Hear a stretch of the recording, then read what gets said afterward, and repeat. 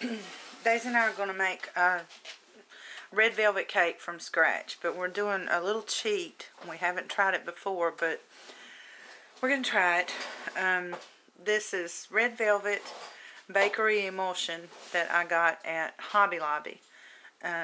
So that's what we're going to add to our chocolate cake mix. And it says it has everything you need. You just need the chocolate cake. It's going to be a homemade chocolate cake batter. I didn't mean to say mix, but then you just add based on the amount of batter you have. And alright, so we start off with 1 cup of all vegetable shortening, or Crisco, or whatever you want to call it. And I just use this because it's a little cheaper than butter, and it doesn't really make any difference in the taste unless you're making a pound cake or something like that. And I probably said a million times, I'm not the biggest at measuring. I just kind of play by ear, but this is a level cup of the shortening. I'm going to drop that in there.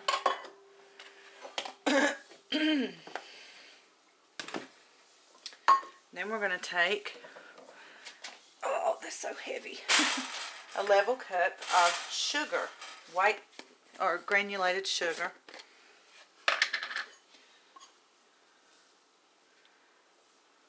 Daisy's going to kill me, she just mopped the floor. Okay, that's 1 level cup of granulated white sugar, whatever you want to call it. Because I know there'll be some Nazis out there wanting to correct everything I say. So, what I'm going to do now is I'm going to mix this up really good and let it kind of cream. And then come back and add the other ingredients. Every time I do a video and I try to put this thing on, I do it wrong. I guess I get nervous or something. Okay. So I'm going to mix this up, let it cream, and I'll be back.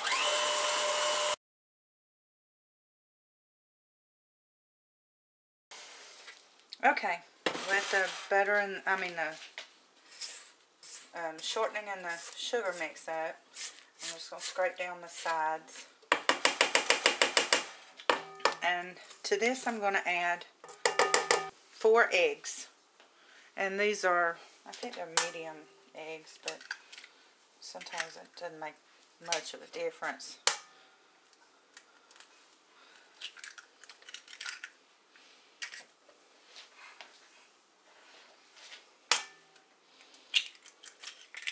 Daisy's going to try to make a mushroom cake, cute little mushroom with little fairies on it that she found in a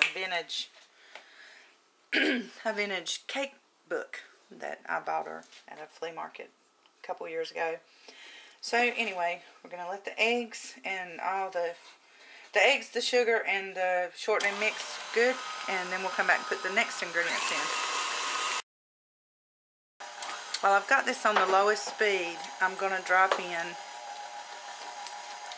just about 1.5 teaspoons of vanilla flavoring. Some people may not find it necessary. I do. And then I'm going to add about 1/2 cup of the heavy whipping cream.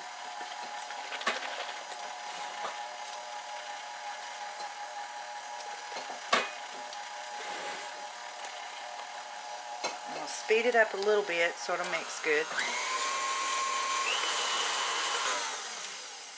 Alright, maybe now I've got the camera at a better angle too. I'm going to scrape the sides of this and just get that off the bottom too.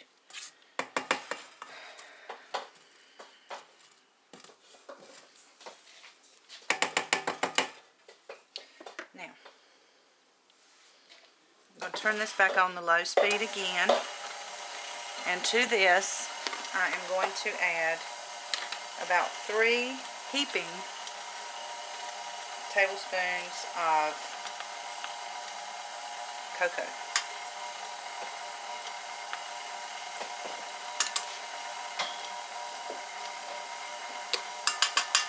really want that chocolate flavor in there, so I add a little bit extra, I guess. I'm going to speed it up.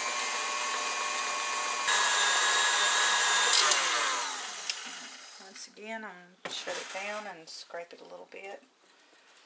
Just want everything mixed really well.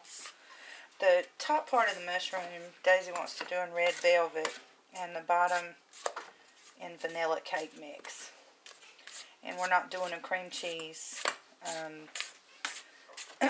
frosting. She's going to dirty ice it with homemade icing and then do fondant on top. Now comes the fun part. I'm going to add about a tablespoon, and that's the neighbors. It's okay. About a tablespoon and a half of this red velvet mix, and it's an all-in-one mix, so it says you don't need anything else, no food coloring or anything to go with this. It's got all the flavor and the color and everything in it. I'm going to put that on low speed and let it go.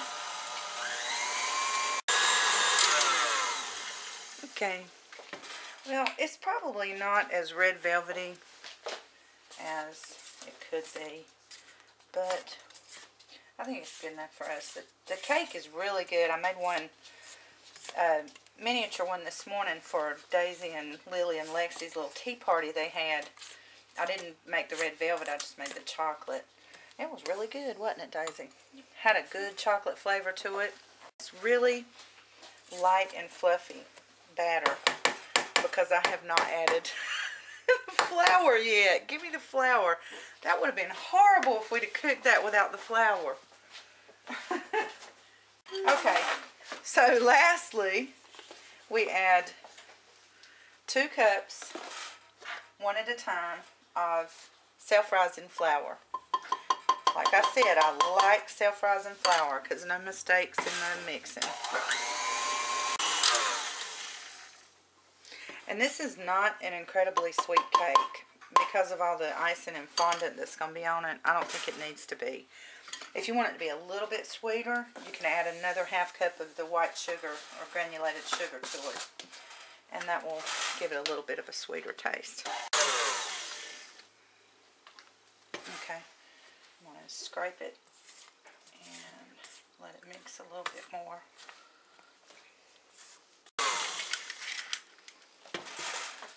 Alright, it is ready to go into the pan. We got one of the doll cake pans, just a kit, but we just needed it for the shape. Okay, can I have your pan? We got our pan. We're just gonna, Daisy has greased and floured it.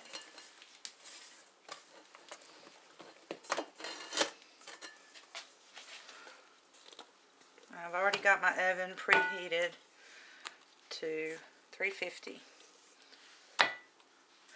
This cake recipe gets better every time I make it. We don't buy cake mixes anymore, and I love that because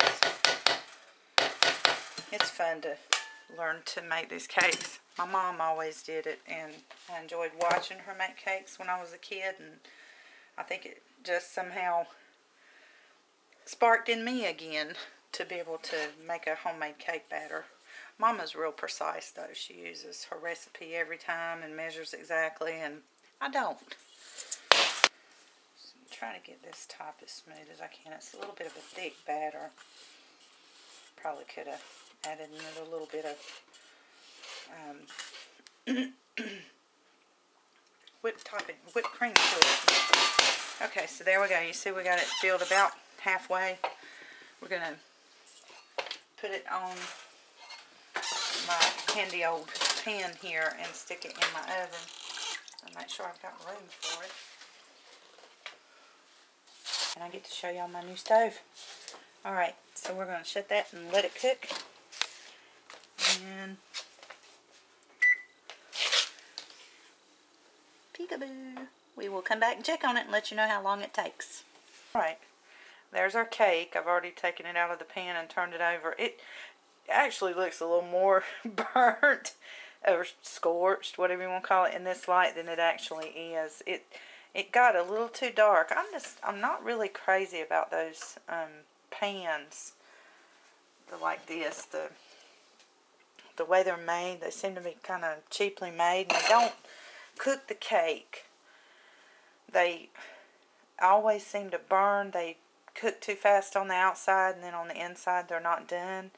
And we had to cook it just about an hour. So, anyway, it'll get trimmed down anyway to get the shape of the mushroom. That's going to be the top part.